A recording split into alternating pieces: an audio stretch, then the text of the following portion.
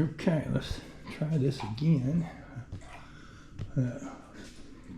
Well, my dog here didn't decide she wants to play with her squeaky toy the whole time I'm trying to shoot a video, and I didn't notice until I downloaded it and go, yeah, you can't hear a damn thing I'm saying because Miss Mutton Chop over there decided to be noisy, but that's okay.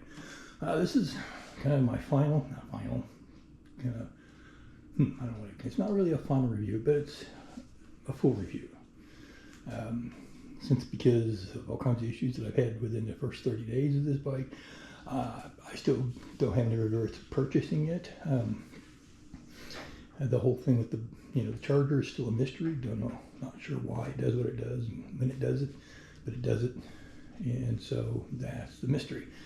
The company did everything they could to help me figure out that mystery, including give me a spare battery, spare charger, and lots of just said, let us know if any of that helps. And so, yeah, I mean, they did their best. So I would recommend purchasing this from Walmart if you see it advertised. It's basically a mountain bike.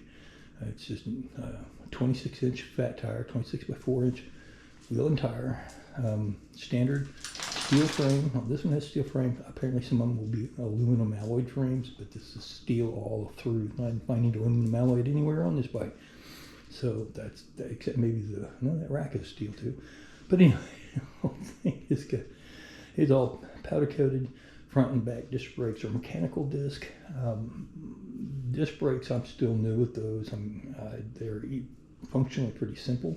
But the new ones seem to be stupid loud, so I may end up changing the pads out. I bought a whole bunch of extra pads because I was having disc brake problems with another ride that I have. I think I've got it figured out any which way.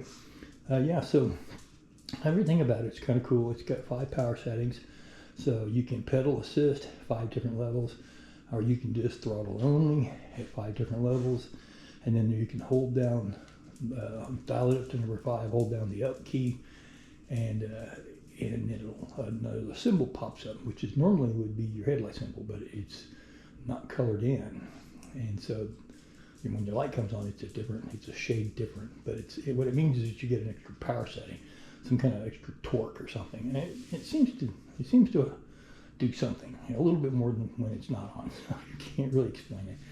It's not as torquey as I thought it would have been for a 1,000-watt 48 battery system. It's got just as much torque as my 27.5-inch mountain bike with a 500-watt motor on it. It's the same kind of battery, same style 48-volt battery.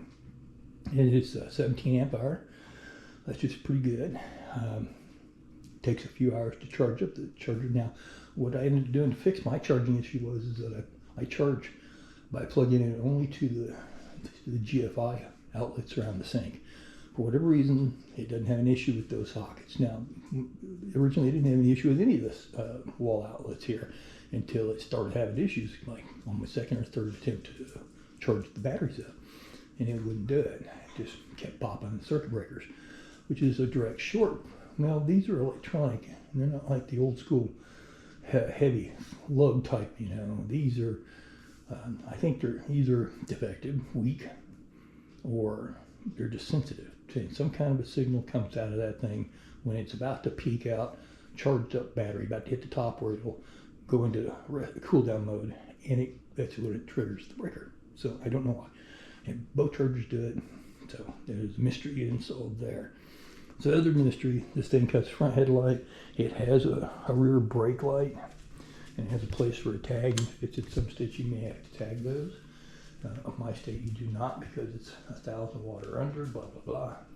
So it's rated at 28 miles an hour. I think it's locked in at 28 miles an hour no matter what setting you're on. It just won't go any faster than 28. I mean, on a flat, no wind, just me on it, it does 28. Going downhill, it'll go faster, and so yeah, it's a whole different learning curve to learn how to ride this one because it's much higher off the ground than I'm used to. Kind of feel like guys back in the day when they rode those old penny farthings. I mean, geez, rich boys are getting killed left and right riding them big old boogers. But the seat is mine. It's a seat I've carried over from one bite to the next because it fits my honey and it's comfortable. She squeaks a bit, but that's okay. I strapped on my soft bags here. I have some extra carrying capacity. That keeps me from having to stack stuff up here, which causes me to have to throw my leg up over, which is impossible for me to do. So I don't. I'm 68 years old. I'm retired. This is my only form of transportation. And I ride it anytime I got to go somewhere, no matter what the weather. So, yeah. And, I mean, it was on sale. I forget what it was. I think it was on sale for $600 or so. Normally it's like $1,100 to $1,500 bike. So the original, when they're not on sale, they're not. Now you can go to these people's website. They have a really nice website, and they have a huge selection of all kinds of electric bikes, different configurations and stuff, and you can buy directly from them. And the price ain't much different what they're offering for Walmart. So, yeah, you know, and they're out of California. It's a Chinese outfit, of course, but it is out of California. And all their stuff is stored out there. So, you know, if you're in a market for an electric bike, you don't want to pay a whole bunch. You don't mind if it's made in China, this is probably the one for you. So yeah, customer service is great. They jumped all over everything. They you know, let me do the troubleshooting, which is probably not the smartest way to do it, but they did. And so yeah. Anyway, there it is. So yeah, I'll tell you. I'm gonna try to get the video of how it rides. I don't know. You can tell how it rides with this thing strapped to my head or not, but you know, I'll take it for a road trip. You can kind of see where I do my riding.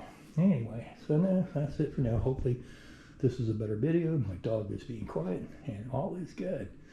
Thanks for everybody that watches. I appreciate anybody and everybody who's still subscribed to my channel. You know, it's not about anything in particular. It's just about whatever strikes my fancy for the day. I have some videos I'm making up for about how to how you go about training a dog that's never been trained, who's always a year old already. It's been fun. Alrighty, until next time, thanks for watching. Everybody have a good day.